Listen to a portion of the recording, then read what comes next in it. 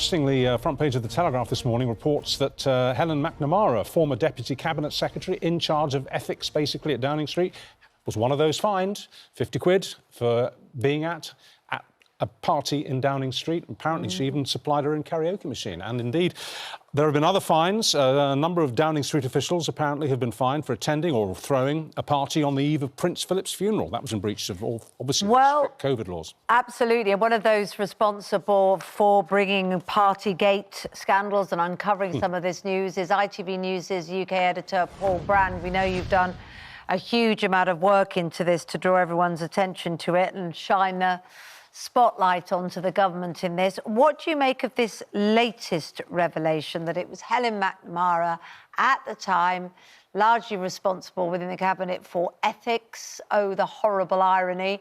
Allegations that it was her karaoke machine that they were using at the party when, of course, the rest of the country couldn't even sing in church or go along to a choir or anything like that. What do you make of it? Not being confirmed by the police, but I'm sure you have your sources. Yeah, and morning, Kate, morning, Richard. Two big developments, actually, this morning. One, as you say, is Helen McNamara being fined. She was the head of ethics in Number 10 and yet appears not to have behaved in a particularly ethical way herself. And she actually took over from Sue Gray, who became synonymous, of course, with this whole scandal because she was doing the internal inquiry into whether or not rules had been broken. So you get a picture here of how closely interlinked all of this is. I think it's really significant that Helen McNamara has been fined, but it's also really significant that fines have now been issued for parties that took place on the eve of the Duke of Edinburgh's funeral, because I think for many that will not just be sort of legal justice, but moral justice, actually, because that was contrasted so starkly with the Queen sitting on her own, mourning alone on the day of his funeral. The Prime Minister had to apologise to Her Majesty. Well, the police have decided that's not enough, and they have fined people. In fact, I've seen one of the emails that came into someone's inbox who's been fined. It's pretty basic. It just simply says, it's been assessed that there are reasonable grounds to believe that you've committed an offence in contravention of the regulations.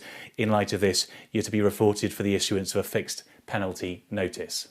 Very much your story in the sense that you broke it on ITV News. Where do you think it's going now? Do you think these fines, admonitions, will be the end of the matter?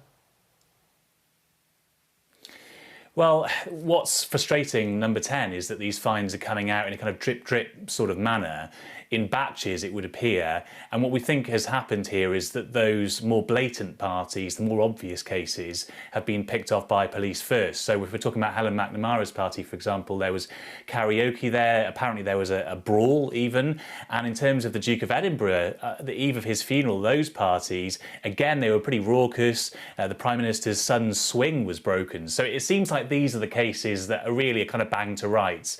And I know certainly that photos exist of the party on the eve of the Duke of Edinburgh's funeral.